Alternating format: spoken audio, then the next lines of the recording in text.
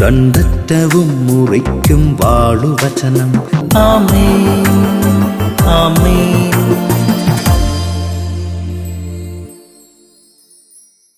യേശുവിന്റെ പ്രിയപ്പെട്ട കുഞ്ഞെ, ഇടത്തോട്ടോ വലത്തോട്ടോ തിരിയുമ്പം ദൈവത്തിന്റെ സ്വരം കേൾക്കാൻ പറ്റാത്തതല്ലേ നമ്മുടെ ഭാരം?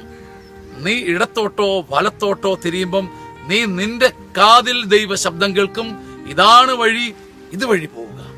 ഭൂമിയിൽ നടക്കാനുള്ള വഴിപ്പാത തേടി, നടക്കാനുള്ള വഴി തേടി നീ മനുഷ്യരെ നമ്പുന്നു.